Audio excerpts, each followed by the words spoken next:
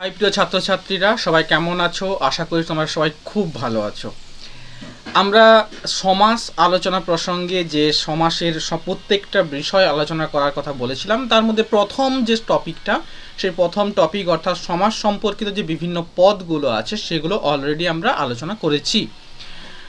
যারা দেখোনি ভিডিওটা তারা আমাদের আগের ভিডিওতে গিয়ে দেখতে পারো, অথবা আমি চেষ্টা করব ডেসক্রিপশন বক্সে গিয়ে লিঙ্কটা দিয়ে দিতে। আজকে যেটা আমরা আলোচনা করব সেটা হলো গিয়ে কি না, দ্বন্দ্ব সমাস।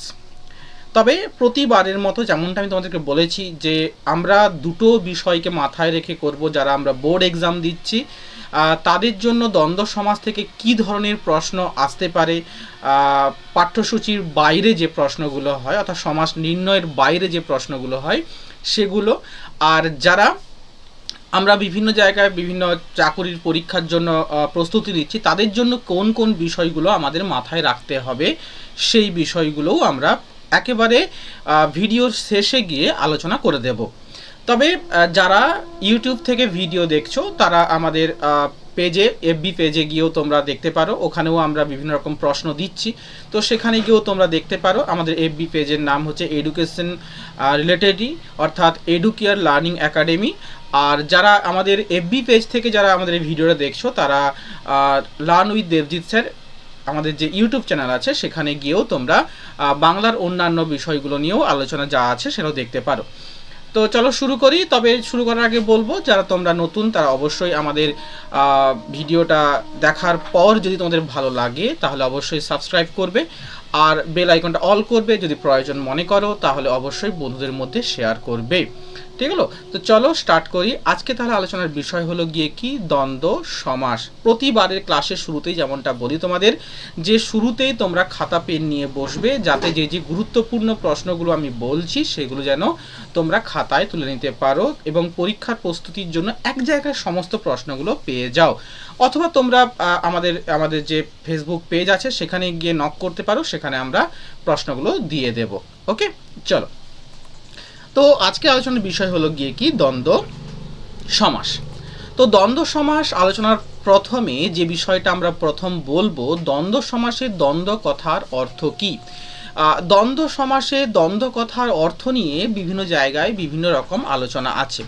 কেউ সরাসরি বলেছে যে দ্বন্দ্ব সমাসে যে দ্বন্দ্ব শব্দটা ব্যবহার করা হয়েছে তার সাধারণ অর্থই হচ্ছে মিলন। তবে আমরা দ্বন্দ্ব কথার নাম শুনলে কেমন ইতিহাসে একটা গন্ধ পাই না, যে এর সঙ্গে এর দ্বন্দ্ব, এর সঙ্গে এই দ্বন্দ্বের কারণ কি ইত্যাদি, একটা ইতিহাসের গন্ধ পাই, অর্থাৎ একটা মতবিরোধ বা বলতে পারি ঝগড়া। তো দ্বন্দ্ব কথার একটা সাধারণ আবিধানিক অর্থ হলো ঝগড়া। তবে সমাস আলোচনা প্রসঙ্গে আমরা দেখব এই দ্বন্দ্ব কথাটি মিলন অর্থে ব্যবহার করা হয়েছে। একই রকমভাবে যখন আমরা আলোচনা করবে দ্বন্দ্ব কথা বা ব্যাকরণে আলোচনা করব, তখন বাংলায় দ্বন্দ্ব সমাসটি, দ্বন্দ্ব কথাটি সমাস আলোচনা প্রসঙ্গে ব্যবহার করা হয়ে থাকে। তো এই দুটো বিষয় একটু মাথায় রাখতে হবে।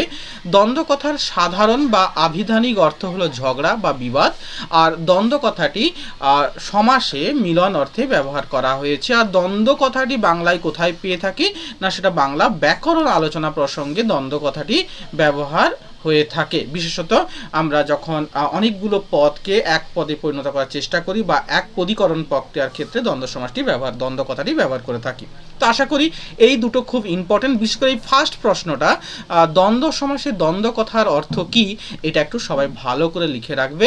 আর যদি এসে কিউ প্রশ্ন হয় তাহলে তো যেমনটা দেওয়া আছে ওইভাবেই লিখবে। আর যদি তোমাদের এমসিকিউ প্রশ্ন হয় তাহলে সেক্ষেত্রে কিন্তু অপশন দেখে অ্যান্সার তোমাদের দিতে হবে। যদি সেখানে ঝগড়া থাকে বা প্রশ্ন কি রকম দিয়েছে যে দ্বন্দ্ব সমাসে দ্বন্দ্ব কথাটির অর্থ কি, তখন আমাদের মিলন হবে। যদি বলে দ্বন্দ্ব কথাটির অর্থ কি, তখন আমাদের হবে ঝগড়া বা বিবাদ। তো নির্ভর করছে পরীক্ষার প্রশ্নটা কিভাবে আছে তার উপর নির্ভর করছে। আশা করি তোমরা এই বিষয়টা বুঝতে পেরেছো। যদি কেউ বুঝতে না পেরে থাকো, যে জায়গাটা বুঝতে পারছো না বলে মনে হয়, সেই জায়গাটা অবশ্যই কমেন্ট করবে। এটা আমি পরে অবশ্যই চেষ্টা করব সেই কমেন্ট দেখে সেখানে তোমাদের উত্তরটা দিয়ে দিতে। চলো নেক্সট, দ্বন্দ্ব সমাস কাকে বলে? এই দ্বন্দ্ব সমাস কাকে বলে এই বিষয়টা খুব অতি সংক্ষেপে বিভিন্ন বইয়ে বিভিন্ন রকম করে দেওয়া আছে, তবে সমস্ত স্যার বা শিক্ষক শিক্ষিকারা তারা কিন্তু ওই ছোট ওইটুকু আলোচনা, যে সমাসে পূর্বপদ ও পরপদ উভয় পদের সংযোজক পদ দ্বারা যুক্ত থাকে, অব্যয় দ্বারা যুক্ত থাকে, তাকে দ্বন্দ্ব সমাস বলে, এই বিষয়টা সমস্ত শিক্ষক মণ্ডলীরা বা শিক্ষিকারা কিন্তু অ্যাকসেপ্ট করেন না, গ্রহণ করেন না। তা একটু সুন্দর করে গুছিয়ে চেষ্টা করেছি আমি তোমাদের কাছে উপস্থাপন করতে, যাতে তোমরা যদি কখনো কোনো জায়গায় পরীক্ষায় আসে সেক্ষেত্রে তোমরা খুব সুন্দরভাবে উত্তর দিতে পারো। যেমন ধরো বলেছে যে সমাসে ও এবং আর বা ইত্যাদি সংযোজক পদ দিয়ে পূর্বপদ ও পরপদ বা উত্তরপদ, যেটা আমরা গত ক্লাসে আলোচনা করেছি, পূর্বপদ ও পরপদ বা উত্তরপদকে যুক্ত করে এবং সমাসবদ্ধ পদে এদের কোনো অস্তিত্ব থাকে না, এরা লোপ পেয়ে যায়। তাই সংযোজক যে অব্যয়গুলো থাকে এরা লোপ পেয়ে যায় এবং কি হয়, সমাসবদ্ধ পদে উভয় পদ অর্থাৎ পূর্বপদ ও পরপদ উভয় পদেরই অর্থ প্রাধান্য পায়, তাকে আমরা বলবো গিয়ে কি না দ্বন্দ্ব সমাস। একটা কথা মাথায় রেখো, সমাস যখন আমরা আলোচনা করছি, সমাস যখন পড়ছি, সেখানে কিন্তু একটা জিনিস তোমাদের মাথায় রাখতে হবে যে সমাসে যে যতগুলো সমাস আমরা আলোচনা করব সেই প্রত্যেকটা সমাসে কোনো না কোনো পদের অর্থ প্রাধান্য পায়, কোনো ক্ষেত্রে পূর্বপদ, কোনো ক্ষেত্রে পরপদ। কেবলমাত্র এই দ্বন্দ্ব সমাস হলো একমাত্র পদ যেখানে উভয় পদের অর্থ প্রাধান্য পায়, এটা একটু মাথায় রাখবে। দ্যাটস ওয়াই এই প্রশ্নটা কিন্তু বহু জায়গাতে এসেছে, অর্থাৎ দ্বন্দ্ব সমাসে কোন পদের অর্থ প্রাধান্য পায়। কখনো কখনো এভাবেও প্রশ্ন দেয় যে কোন সমাসে উভয় পদের অর্থ প্রাধান্য পায়। তো তোমরা তোমাদের মতো করে প্রশ্ন দুটো তুলে নিও। কি বললাম, দ্বন্দ্ব সমাসে কোন পদের অর্থ প্রাধান্য পায়? উত্তর হলো গিয়ে কি উভয় পদের অর্থ প্রাধান্য পায়। আবার প্রশ্নটা ঘুরিয়েও দিতে পারে, কোন পদে উভয় পদের অর্থ প্রাধান্য পায়, কোন সমাসে উভয় পদের অর্থ প্রাধান্য পায়।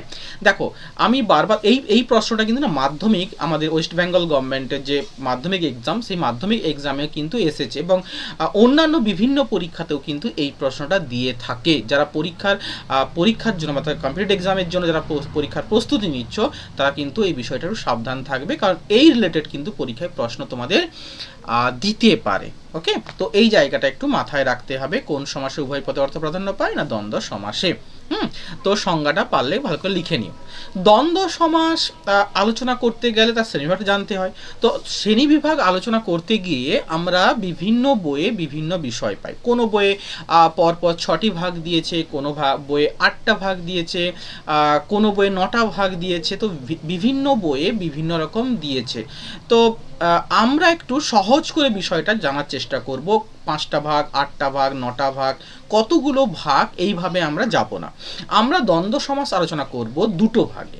কি, একটা হলো গঠনগত দিক থেকে দ্বন্দ্ব সমাস কিভাবে ভাগ হয়েছে, আর একটা হলো অর্থগত দিক থেকে দ্বন্দ্ব সমাস। আর গঠনগত ও অর্থগত ছাড়াও আরেকটা পাই আমরা, সেই ভাগটাও আমরা আলোচনা করব।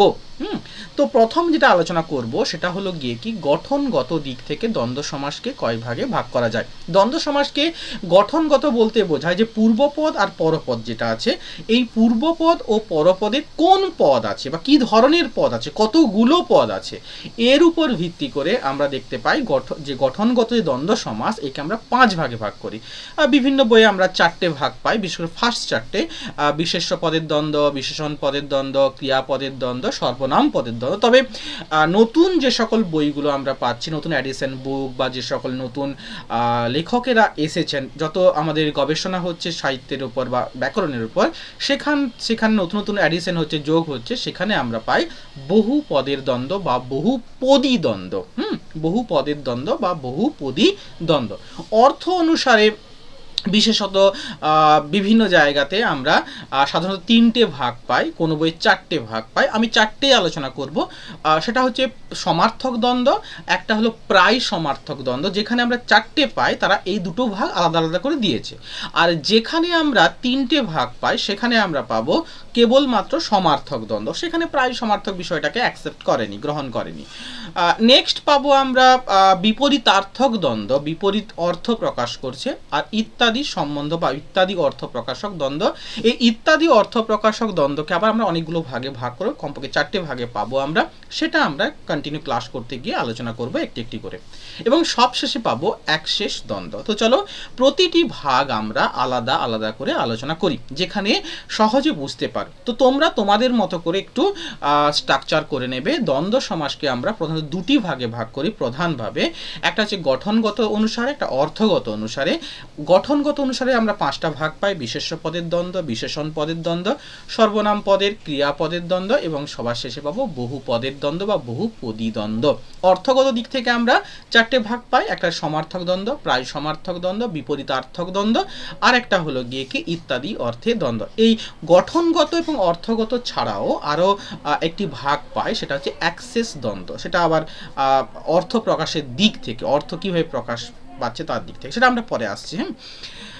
তো ফার্স্ট যেটা আলোচনা করব সেটা আমরা খুব সহজভাবে বিশেষ্য পদের দ্বন্দ্ব কাকে বলে। এই যে গঠনগত অনুসারে ভাগটা আমরা পাচ্ছি, এখানে গিয়ে বিশেষ্য পদ কি সেটা নিশ্চয় আমাদের বলতে হবে না। বিশেষ্য পদের আরেক নাম হলো নামপদ। বিশেষ্য পদের আরেক নাম হলো নামপদ। নামপদ বিশেষ্য এবং সর্বনামকে আমরা নামপদ বলি। অবশ্য বিশেষণকে আমরা সেক্ষেত্রে যুক্ত করতে পারি, সেখানে আমরা নামপদ না বলে নাম সহায়ক পদ বা সহায়ক নামপদ বলতে পারি, এটাও বলা যেতে পারে। যেমনটা তোমাদের আমাদের গত ক্লাসে আলোচনা করেছিলাম যে সহায়ক পদটা কি, সমসমান যে পদগুলো আলোচনা করেছিলাম, পূর্বপদ, পরপদ, তার সঙ্গে আলোচনা করেছিলাম সহায়ক পদ, যেটা আমাদের বিভিন্ন বইয়ে থাকে না, আবার নেই। পারলে তোমরা ভিডিওটা দেখে নিতে পারো। বিশেষ্য পদের দ্বন্দ্ব যখন আলোচনা করব, সেখানে কিন্তু মাথায় রাখতে হবে বিশেষ্য পদ একটা নামপদ। তো বিশেষ্য কথার অর্থ হচ্ছে পূর্বপদ ও মানে যার দ্বারা কোনো কিছু নাম বোঝায়। একই রকমভাবে দ্বন্দ্ব সমাসে যখন আলোচনা করছি সে জায়গাটা, সেখানে পূর্বপদ ও পরপদ উভয় পদই হচ্ছে বিশেষ্য হতে হবে। তার মানে বিশেষ্য পদের দ্বন্দ্বটা কি না, যে দ্বন্দ্ব সমাসে যে সমস্যমান পদগুলো আছে, সেই ব্যাস বাক্যের যে সমস্যমান পদগুলো আছে, তার মধ্যে পূর্বপদ ও পরপদ উভয় পদই যখন কি হয় না বিশেষ্য পদ হয় বা নাম বোঝায়, তখন তাকে বলছি আমরা বিশেষ্য পদের দ্বন্দ্ব। যেমন পিতা ও মাতা, পিতা মাতা, তুমি অন্য কিছু দিতে পারো, সেক্ষেত্রেও হবে। যেমন ধরো বলতে পারি পাহাড় আর পর্বত, পাহাড় পর্বত এগুলো একটা ভূমিরূপের নাম। তো এইভাবেও আমরা ভিন্ন ভিন্ন নাম দিয়ে আমরা বলতে পারি বিশেষ্য পদের সঙ্গে বিশেষ্য পদের দ্বন্দ্ব। বিশেষণ পদটা আমরা জানি, বিশেষণ অর্থে হচ্ছে গুণ বোঝায়, অর্থাৎ বিশেষ্য বা সর্বনাম পদের দোষ এবং গুণ ইত্যাদিকে বোঝায় হচ্ছে বিশেষণ পদ দ্বারা। তো যখন আমরা দেখব পূর্বপদ আর পরপদ বা উত্তরপদ উভয় পদই হচ্ছে বিশেষণ, উভয় পদ বিশেষণ, সেই দ্বন্দ্ব সমাসটাকে আমরা বলবো হচ্ছে গিয়ে কি বিশেষণ পদের সঙ্গে বিশেষণ পদের দ্বন্দ্ব বা বিশেষণ পদের দ্বন্দ্ব। কাঁচা ও পাকা, কাঁচা পাকা, হ্যাঁ। তারপর ধরো টক ও ঝাল, টক ঝাল, বা ধরো বললে ধরো হাসি ও কান্না, হাসি কান্না, এরকম বহু উদাহরণ আমাদের হতে পারে, যেগুলোর দ্বারা গুণ বা অবস্থা বা দোষ ইত্যাদিকে বোঝানো হচ্ছে, যা উভয় পদই এই ধরনের গুণ দোষ, গুণ, অবস্থা ইত্যাদি বোঝাবে। সেই ধরনের আমাদের দ্বন্দ্ব সমাসগুলোকে আমরা কি বলবো, বিশেষণ পদের দ্বন্দ্ব। দ্বন্দ্ব সমাসটা খুব সহজ, একটা খুব সহজ বিষয়, এর থেকে বোধহয় সমাসে আর সহজ কিছু হয় না। নেক্সট আমরা পাবো ক্রিয়াপদের দ্বন্দ্ব। ক্রিয়াপদের দ্বন্দ্বটা হলো গিয়ে কি, যে দ্বন্দ্ব সমাসে পূর্বপদ ও পরপদ উভয় পদ ক্রিয়াপদ। যেমন যাওয়া এবং আসা, যাওয়া আসা, আমি যাওয়াটাও একটা কাজ, আসাটাও একটা কাজ। যে পদের, যে দ্বন্দ্ব সমাসে এই পূর্বপদ এবং পরপদ উভয় পদই হচ্ছে ক্রিয়াপদ হবে বা কাজ বোঝাবে, তখন তাকে আমরা বলি ক্রিয়াপদের সঙ্গে ক্রিয়াপদের দ্বন্দ্ব। ওকে, একটু কন্টিনিউ করবে, কারণ আমরা এর পরে যেগুলো করবো সেগুলো অর্থ দিকটা বিশেষ করে তোমাদের মনে রাখতে হবে। বিশেষ করে ইত্যাদি অর্থে দ্বন্দ্বটা তোমরা অনেকেই বুঝতে পারো না, সেখানে ভালো করে বুঝিয়ে দেব যে কিভাবে আমরা চিনতে পারবো সবগুলোকে। একটু মন দিয়ে ক্লাসটা করো। সর্বনাম পদের দ্বন্দ্বটা কি? সর্বনাম মানে একই রকম, কিচ্ছু আলাদা নেই। বিশেষ্য পদের দ্বন্দ্ব, বিশেষণ পদের দ্বন্দ্ব, ক্রিয়াপদের দ্বন্দ্ব এবং সর্বনাম পদের দ্বন্দ্ব, চারটেরই বিষয় একই হবে, অর্থাৎ পূর্বপদ এবং পরপদ উভয় পদই সর্বনাম হবে। যখন বিশেষ্য পদের দ্বন্দ্ব বলবে তখন পূর্বপদ ও পরপদ উভয় পদ বিশেষ্য হবে। যখন বিশেষণ পদের দ্বন্দ্ব বলবে তখন পূর্বপদ ও পরপদ উভয় পদই হচ্ছে বিশেষণ হবে। যখন ক্রিয়াপদ দ্বন্দ্ব বলবে তখন পূর্বপদ ও পরপদ উভয় পদই কি হবে, ক্রিয়াপদ হবে। এই বিষয়টা একটু মাথায় আমাদের রাখতে হবে। তো একই রকমভাবে হচ্ছে যিনি ও তিনি, যিনি তিনি, যার ও তার, যার তার, হ্যাঁ, যাকে তাকে ইত্যাদি ইত্যাদি, এগুলো সবই হচ্ছে সর্বনাম পদের দ্বন্দ্ব। এরপরে যেটা আসছি আমরা বহুপদী দ্বন্দ্ব বা বহু পদের দ্বন্দ্ব। বহুপদী দ্বন্দ্বটা কীরকম? বহুপদী দ্বন্দ্বটা হলো গিয়ে কি একটা পদ নয়, মানে আমরা যখন দ্বন্দ্ব সমাসগুলো করছিলাম কমপক্ষে দুটো করে পদ ছিল, যখন আমরা দেখছি তিন বা তিনের বেশি পদ নিয়ে দ্বন্দ্ব সমাস গঠিত হচ্ছে, তখন তাকে আমরা বলছি গিয়ে কি বহুপদী দ্বন্দ্ব। কি বললাম? তিন বা তিনের বেশি, দুটো নিয়ে তো হচ্ছিলই, মানে কমপক্ষে তিনটে বা তিনের বেশি পদ নিয়ে যখন কি হয় না একটি দ্বন্দ্ব সমাস বা সমাসবদ্ধ পদ, দ্বন্দ্ব সমাসের সমাসবদ্ধ পদ গঠন করা হয়, তখন তাকে আমরা বলবো গিয়ে কি বহুপদী দ্বন্দ্ব। কতগুলো? কমপক্ষে তিনটি বা তিনের বেশি, তিনটি বা তিনের বেশি পদ নিয়ে যখন কি হয় না সমাসবদ্ধ পদ গঠন করা হয়, ঠিক আছে, তখন তাকে আমরা বলছি গিয়ে কি বহুপদী। একটা উদাহরণ দিয়েছি দেখো, চন্দ্র সূর্য গ্রহ তারা, চন্দ্র সূর্য গ্রহ ও তারা, চন্দ্র সূর্য গ্রহ তারা, বা হয়তো ধরো সাহেব বিবি গোলাম, হ্যাঁ, সাহেব বিবি ও গোলাম, সাহেব বিবি গোলাম, তিনটে পদ আছে, এখানে চারটে পদ আছে, তো তিন বা তিনের বেশি পদ নিয়ে যখন কি হয় না দ্বন্দ্ব সমাসের ব্যাসবাক্য গঠন করা হয় বা সমাসবদ্ধ পদটি পাওয়া যায়, তখন তাকে আমরা বলছি গিয়ে কি না বহুপদী দ্বন্দ্ব। এগুলো ছিল আমাদের যে গঠনগত দিক থেকে দ্বন্দ্ব সমাস তার শ্রেণীবিভাগ। এরপরে যেটা আমরা পাবো, এই পাঁচটা গঠনগত দিক থেকে যে পাঁচটি ভাগ, সেই পাঁচটা ভাগ ছাড়াও আরও কতগুলো, আরও চারটে ভাগ পাবো, যেগুলো অর্থগত দিক থেকে আমরা পাবো কি না দ্বন্দ্ব সমাসের শ্রেণীবিভাগ। এই দিকটা একটু ভালো করে মন দিতে হবে। অর্থগত দিক থেকে যে শ্রেণীবিভাগটা আমরা পাই, সেখানে পাবো প্রথম পাবো সমার্থক দ্বন্দ্ব। সমার্থক দ্বন্দ্ব এবং প্রায় সমার্থক দ্বন্দ্ব দুটোই কিন্তু ভিন্ন ভিন্ন বইয়ে আলাদা আলাদা দেওয়া আছে, কোনো বই একসঙ্গে দেওয়া আছে, যেটাই থাকুক জেনে নেওয়াটা ভালো। সমার্থক মানে কি? সমার্থক মানে সম অর্থ সমার্থ, সম অর্থ সমার্থ। এই যে সম অর্থ অর্থাৎ পূর্ব পদে যে পদটা আমরা পাবো, পূর্ব পদে যে শব্দটা আমরা গ্রহণ করব, যদি ওই পদেরই সমার্থক শব্দ উত্তর পদ বা পরপদ হয়ে থাকে, তখন তাকে আমরা বলবো গিয়ে কি সমার্থক পদের দ্বন্দ্ব বা সমার্থক দ্বন্দ্ব। কি বললাম? আবার রিপিট করছি, পূর্বপদ যে পদটি দিয়ে গঠিত, সেই পদের সমার্থক পদ যদি কি হয় না পরপদ হয়ে থাকে বা উত্তর পদ হয়ে থাকে, তখন তাকে আমরা কি বলবো না সমার্থক পদের দ্বন্দ্ব বলবো। যেমন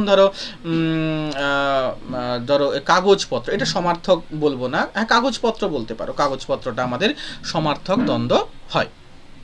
আচ্ছা, এছাড়া কি আছে? প্রায় সমার্থক। তার সমার্থক আর প্রায় সমার্থকের মধ্যে পার্থক্য, যেমন ধরো গাছপালা, গাছ এবং পালা দুটো কিন্তু একেবারে সমার্থক শব্দ নয়। যেমন ধরো গাছ বলতে একটা বড় বৃক্ষকে বোঝায়, বা গুল্মকেও বলতে পারি, গুল্ম জাতীয় গাছ। তো একটা গাছ বলতে একটা সম্পূর্ণ গাছকে, পালা বলতে অ্যাকচুয়ালি সম্পূর্ণ গাছকে যে বোঝাবে এমনটা নয়, এটি গাছের কিছুটা অংশ বা ডালপালাকে, ডাল অংশটাকে বোঝানো হয়ে থাকে।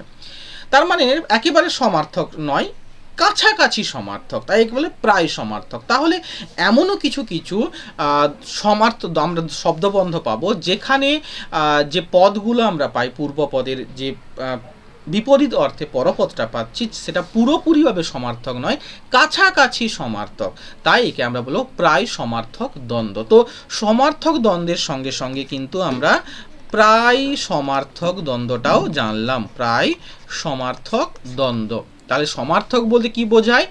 পূর্বপদে যা আছে, যে পদটা আছে, পরপদে যদি তার সেই শব্দের একই রকম সমার্থক পদ ব্যবহার করি, তখন তাকে বলছি সমার্থক পদের দ্বন্দ্ব। আর প্রায় সমার্থক মানে কি? পূর্বপদে যে পদটা আছে তার একেবারে হুবহু সমার্থক শব্দ পরপদ হচ্ছে না, পাশাপাশি, কাছাকাছি, নিয়ারেস্ট মিনিং বা নিয়ারেস্ট শব্দার্থ যেটা হচ্ছে, সেটা হচ্ছে তার সমার্থক শব্দ হিসেবে ব্যবহৃত হচ্ছে, তখন তাকে আমরা বলবো প্রায় সমার্থক শব্দ। আশা করি এখানে বুঝতে পেরেছো।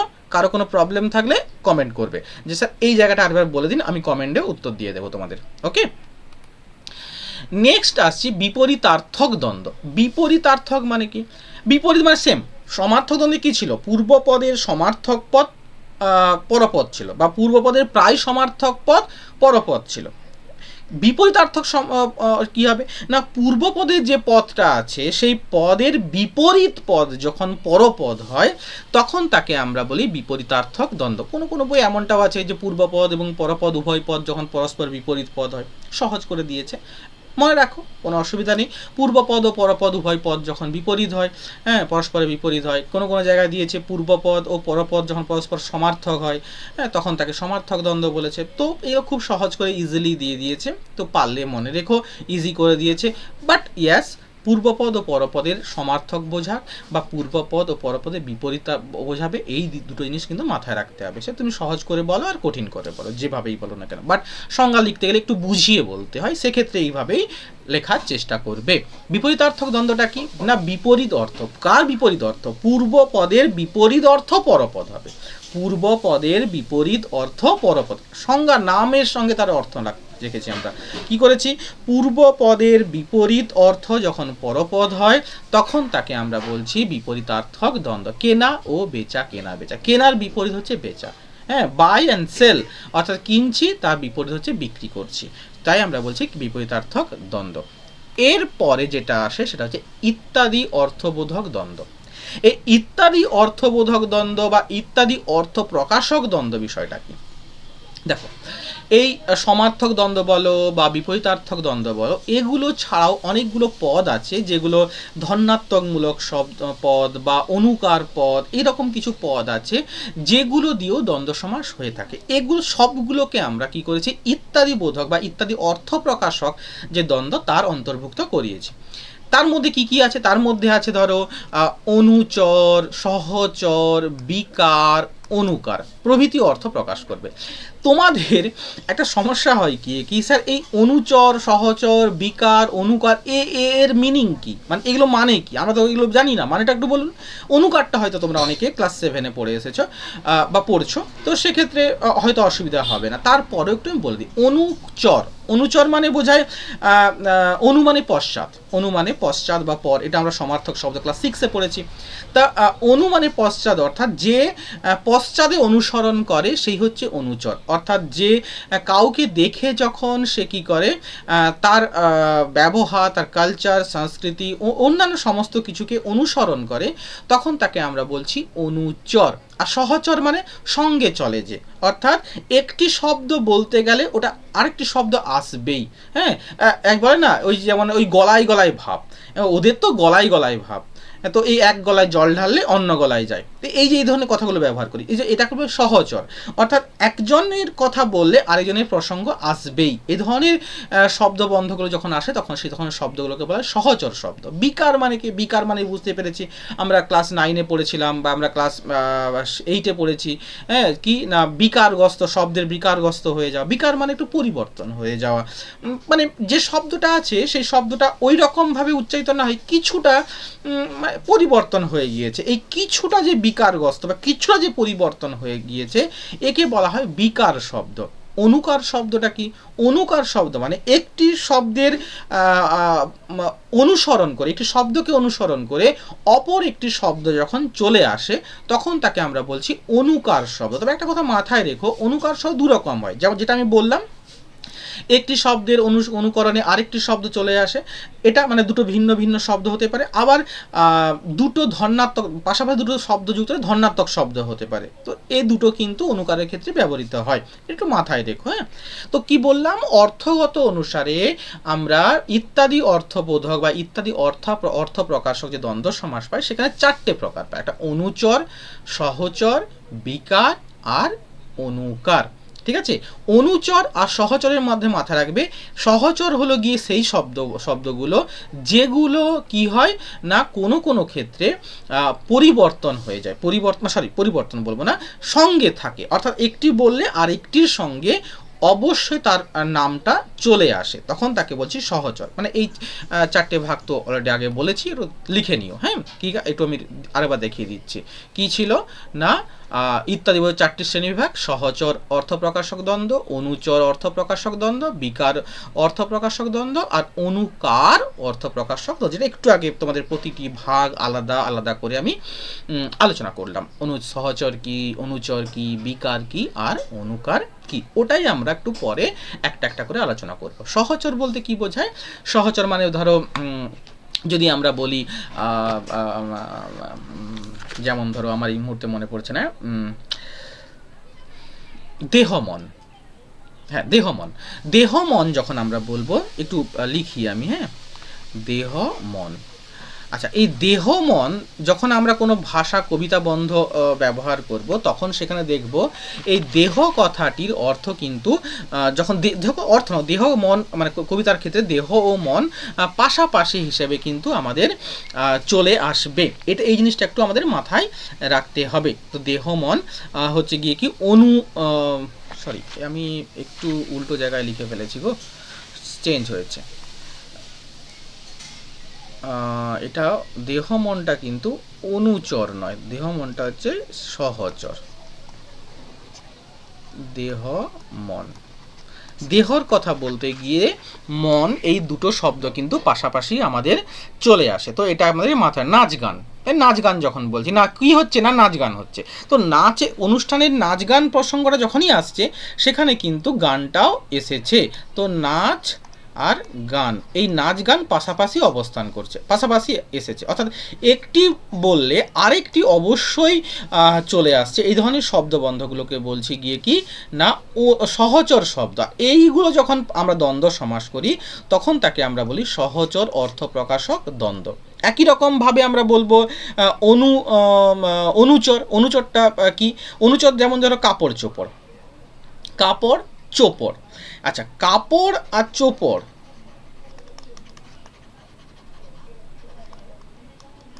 কাপড় আর চোপড়, এই কাপড় চোপড় এই দুটো, এটাকে আমরা কি বলছি? অনুচর। মানে কাপড় বললে তার পেছনে পেছনে আরেকটি শব্দ আমরা পেয়ে যাই, সেটা হচ্ছে চোপড়। পরিবর্তন হয়েছে, কিন্তু এই কাপড় চোপড় চোপড় এই শব্দটার মধ্যে আমরা কিন্তু কাপড়ের সঙ্গে সঙ্গে আরও অনেক কিছুকে বোঝানো, সেটা কসমেটিক হতে পারে, সেটা কোনো অলংকার হতে পারে। বলছি কি, তোমার কাপড় চোপড় পরা হলো তো? এই যে কাপড় চোপড় পরা হলো তো, অর্থাৎ চোপড় মানে শুধু কাপড় নয়, কাপড়ের সঙ্গে সঙ্গে আরও কসমেটিক্স বলো, কানের দুল, হার ইত্যাদি যা কিছু ব্যবহৃত হয়, সেগুলো সমস্ত কিছুকে এখানে বোঝানো হচ্ছে। অর্থাৎ অনুচর শব্দের মাধ্যমে কিন্তু আমরা দেখব যে প্রথম শব্দের সঙ্গে পরবর্তী যে শব্দ যুক্ত হয়েছে, তারা মিলিত হয়ে একটি আলাদা শব্দ গঠন করছে, বা আলাদা একটা অর্থ প্রকাশ করছে। শব্দ গঠন করব না, আলাদা অর্থ প্রকাশ করছে। সেই ধরনের শব্দগুলোকে আমরা বলবো অনুচর শব্দ। আর যখন এই ধরনের শব্দগুলোকে আমরা দ্বন্দ্ব সমাস করে থাকি, বা দ্বন্দ্ব সমাসের সমাসবদ্ধ পদ হয়ে থাকে, তখন তাকে আমরা বলবো অনুচর অর্থপ্রকাশক দ্বন্দ্ব সমাস। একই রকম আসবো বিকার। বিকার মানে কিছুটা পরিবর্তন হয়েছে, সম্পূর্ণ পরিবর্তন হয়নি। বিকার মানে কি? কিছুটা পরিবর্তন। যেমন ধরো সহজভাবে যদি এরকম বলি, রান্না বান্না, রান্না বান্না, রান্না বান্না। এই রান্না বান্না, এই যে এটা শব্দ, রান্নার বিকারগ্রস্ত হয়ে বান্না হয়েছে, কিন্তু এর মধ্য দিয়ে কিন্তু আমরা একটা অর্থ পাচ্ছি, রান্নাবান্না মানে রান্নার সঙ্গে অন্যান্য যেগুলো আছে সেগুলোকে বোঝানো হচ্ছে। তো এই ধরনের সামান্য বিকারগ্রস্ত শব্দগুলোকে, সামান্য পরিবর্তিত শব্দগুলোকে আমরা বলবো বিকার অর্থপ্রকাশক শব্দ। যার দ্বন্দ্ব সমাস করলে তখন তাকে বলি বিকার অর্থপ্রকাশক দ্বন্দ্ব সমাস। অনেক উদাহরণ এভাবে পাবো, একটু দেখে নিও। পরে আসছে অনুকার শব্দ। অনুকার শব্দটা একটু আগেই বললাম যে ধনাত্মক শব্দ প্লাস অপর একটি অনুকরণবাচক শব্দ। যেমন ধরো চাটা, বইটই, বইটই, বইয়ের সঙ্গে টই। আচ্ছা, টইয়ের কোনো অর্থ নেই, অনুকার শব্দ দুটো পায়, একটা হচ্ছে যেমন ধরো গুড়গুড়, ধনাত্মক শব্দ, বা আটা হচ্ছে গিয়ে কি বইটই। এই যে বই ও টই, বইটই, টয়ের কিন্তু কোনো অর্থ থাকে না। ও কেবলমাত্র বইকে অনুসরণ করেছে, হ্যাঁ, বইকে অনুসরণ করে একই রকম শব্দ এসছে। এক্ষেত্রে কি হয়, প্রথম পদটার অর্থ থাকলেও পরের পদটা কিন্তু কোনো অর্থ থাকে না, বা তারা মিলিত হয়ে অন্য কোনো অর্থ প্রকাশও করতে পারে না। এগুলো হচ্ছে গিয়ে কি অনুকার শব্দ। আর এগুলো যখন দ্বন্দ্ব সমাস হয়, দ্যাটস ওয়াই এটাকে বলছি অনুকার অর্থ প্রকাশক দ্বন্দ্ব। আশা করি এটা কোনো বুঝতে অসুবিধা হচ্ছে না। এইগুলো হলো এই যে 4টে ভাগ বললাম, এই 4টে ভাগকে অর্থাৎ বিকার, অনুকার, অনুচর আর সহচর, এই 4টেকে আমরা বলবো ইত্যাদি অর্থ প্রকাশক দ্বন্দ্ব। তো অনেক সময় শর্ট প্রশ্ন দেয়, সেটা একটু মাথায় রাখবে তোমরা। এগুলো গেল গিয়ে কি, তাহলে আমাদের এক হলো গিয়ে কি অর্থ প্রকাশের দিক থেকে বা অর্থের দিক থেকে দ্বন্দ্ব সমাসের 4টে ভাগ: সমার্থক দ্বন্দ্ব, প্রায় সমার্থক দ্বন্দ্ব, বিপরীতার্থক দ্বন্দ্ব আর ইত্যাদি অর্থে দ্বন্দ্ব। ইত্যাদি অর্থ প্রকাশক বা ইত্যাদি অর্থ দ্বন্দ্বকে আবার 4 ভাগে ভাগ করি আমরা: সহচর, অনুচর, অনুকার আর বিকার। হলো। আর গঠনগত দিক থেকে আমরা 5 ভাগে পেয়েছিলাম: বিশেষ্য পদের দ্বন্দ্ব, বিশেষণ পদের দ্বন্দ্ব, সর্বনাম পদের দ্বন্দ্ব, ক্রিয়াপদের দ্বন্দ্ব, আর একটা হচ্ছে বহুপদী দ্বন্দ্ব। এই যে গঠনগত বা অর্থগত, এগুলো ছাড়া কিন্তু আরেকটা আমরা বাংলায় দ্বন্দ্ব সমাসে আরেকটি ভাগ পাই, যাকে আমরা বলি অ্যাক্সেস দ্বন্দ্ব। Very very and very important question for Madhyamik exam and any board exam. যে কোনো বোর্ড এক্সামের জন্য এটি খুব গুরুত্বপূর্ণ, কারণ এটি পরীক্ষায় দেয় বা দেবেই, এরকম ভেবে নিও। অ্যাক্সেস দ্বন্দ্ব কি? তার নামের মধ্যে উত্তর, এক শেষ, একটিরই অর্থ শেষে অবশিষ্টাংশ আছে। এক শেষ দ্বন্দ্ব, একটির অর্থ শেষে অবশিষ্টাংশ আছে, তাকে বলছি অ্যাক্সেস দ্বন্দ্ব। তাহলে একটির অর্থ যদি অবশিষ্টাংশ থাকে, তার মানে সেখানে একের বেশি পদ আছে। তাহলে একের বেশি মানে বহু পদ, দুটো পদ নিশ্চয়ই নয়, বহু পদ। এই ধরনের, অর্থাৎ যখন যে দ্বন্দ্ব সমাসে আমরা দেখতে পাবো যে সমস্যমান পদগুলো আছে, এই সমস্যমান পদগুলো বহুবচনাত্মক, মানে অনেকগুলো পদ থাকলে তাদের মধ্যে যখন কোনো একটি পদের যখন অর্থটা অবশিষ্টাংশ থাকে, অন্য সমস্ত পদের অর্থ বিলুপ্ত হয়ে যায়, তখন তাকে আমরা বলছি গিয়ে কি এক শেষ দ্বন্দ্ব। যে দ্বন্দ্ব সমাসে সমস্যমান পদে ব্যবহৃত পদগুলির মধ্যে অর্থাৎ বহুবচনাত্মক পদগুলির মধ্যে যখন একটিরই অর্থ কি হয়, অবশিষ্টাংশ থাকে, বাকি সমস্ত পদের অর্থ বিলুপ্ত হয়, সেই ধরনের মানে দ্বন্দ্ব সমাসকে আমরা বলবো গিয়ে কি অ্যাক্সেস দ্বন্দ্ব। ভেরি ভেরি ইম্পর্টেন্ট একটি কোশ্চেন। যেমন আমি, তুমি ও সে, আমরা, সে, তুমি ও আমি, আমরা, তো বিভিন্নভাবে হতে পারে। এখানে তুমি, আমি আর সে, তার মধ্যে তুমি ও আমি, এদের কিন্তু কোনো অর্থ আমরা শেষে অবশিষ্ট পাচ্ছি না। কার অবশিষ্ট পাচ্ছি আমরা? আমি, এই পদের অর্থ অবশিষ্টাংশ। আমি বলতে আমরা, হ্যাঁ, বাকি সবাইকে নিয়েছি, কিন্তু আমি এই পদের নিজেকে বোঝাতে বা নিজেদের বোঝাতে গিয়ে এই কথাটা ব্যবহৃত হয়েছে, সেই জন্য এগুলোকে আমরা বলছি গিয়ে কি অ্যাক্সেস দ্বন্দ্ব। আশা করি বুঝতে পেরেছো। যেখানে বুঝতে পারবে না, প্লিজ ভিডিওটা যেখানেই বুঝতে পারবে না সঙ্গে সঙ্গে কমেন্ট করো যে স্যার এই জায়গায় বুঝতে পারছি না। আমি কিন্তু অবশ্যই কমেন্টে তোমাদের সেই উত্তর দেওয়ার চেষ্টা করব। এছাড়া যদি অন্য কোনো টপিক তোমরা জানতে চাও, সেক্ষেত্রে তোমরা অবশ্যই জানাতে পারো, তাহলে আমি অবশ্যই কন্টিনিউ করার চেষ্টা করবো সেই জায়গায় পৌঁছানোর। আরেকটা কথা, যারা এখনও পর্যন্ত ভিডিওটা দেখছো, তারা চেষ্টা করো, যদি ভালো লেগে থাকে, যদি তোমাদের মধ্যে মনে হয় যেটা প্রয়োজনীয় বা তোমাদের মানে খুব ভালো হয়েছে, তোমাদের ইউজফুল হয়েছে বা তোমাদের উপকারী হয়েছে, তাহলে অবশ্যই এই ভিডিওটা দেখার পর চ্যানেলটিকে সাবস্ক্রাইব করবে, লাইক করবে, পারলে তোমরা যদি বন্ধুদের মধ্যে মনে করো তাদের দরকার, সেক্ষেত্রে শেয়ার করবে।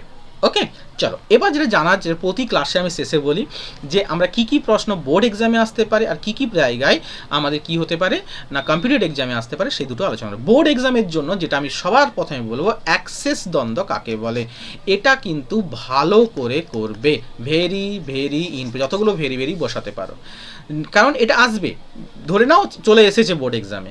দ্বন্দ্ব কথার অর্থ কি, বহুপদী দ্বন্দ্ব, উদাহরণ সংজ্ঞাও করবে, উদাহরণ করবে, কি করব সঙ্গে কাকে বলের সঙ্গে উদাহরণ করব, বেশিরভাগ ক্ষেত্রে উদাহরণটা দিয়ে থাকে। এটা তো একটু আগেই বলেছি, পড়ানোর সময়ই বলেছি, কোন পদে উভয় পদে অর্থ প্রাধান্য পায় বা দ্বন্দ্ব সমাসে কোন পদের অর্থ প্রাধান্য পায়, এটা কিন্তু আমাদের দিয়ে থাকে। দ্বন্দ্ব সমাসে কোন অব্যয় থাকে, এটা হচ্ছে সংযোজক অব্যয়, সংযোজক অব্যয়, সংযোজক অব্যয়। এছাড়াও আমাদের পাঠ্যসূচি যেগুলো ব্যাকরণ, যে বইয়ের ভেতর থেকে যে সমাসগুলো দ্বন্দ্ব সমাস হতে পারে, সেগুলো একটু দেখে নেবে। এগুলো তোমাদের বোর্ড এক্সামের জন্য। যারা কম্পিটিটিভ এক্সামের জন্য বা চাকরির পরীক্ষার প্রস্তুতির জন্য তোমরা ক্লাসটা করছো, তাদের জন্য বলবো বিভিন্ন দ্বন্দ্ব সমাস, বিশেষ করে বিপরীতার্থক দ্বন্দ্ব, প্রায় সমার্থক দ্বন্দ্ব এবং সমার্থক দ্বন্দ্ব, এটা ভালো করে করবে। অ্যাক্সেস দ্বন্দ্বের উদাহরণগুলো করে রাখবে। আর কি না, বহুপদী দ্বন্দ্বের উদাহরণগুলো, বাকিগুলো তুমি দেখে বুঝতে পারবে, কোনটা বিশেষ্য, কোনটা বিশেষণ, কোনটা সর্বনাম, ক্রিয়া ইত্যাদিগুলো দেখে বুঝতে পারবে। যেগুলো বুঝতে পারবে না, প্রায় সমার্থক সমার্থক, বিপরীতার্থকটাও দেখে বুঝতে পারবে, তাই এটা বলিনি আমি।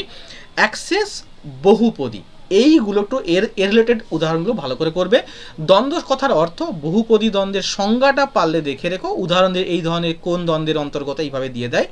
আর হচ্ছে ওই কোন সমাসে উভয় পদের অর্থ প্রাধান্য পায়, আর দ্বন্দ্ব সমাসে কোন অব্যয় ব্যবহৃত হয়। এই কয়েকটা কোশ্চেন ভালো করে করবে তাদের জন্য কিন্তু যারা চাকরির জন্য পরীক্ষার প্রস্তুতি নিচ্ছ। আশা করি সবার জন্য এটা ইউজফুল হয়েছে।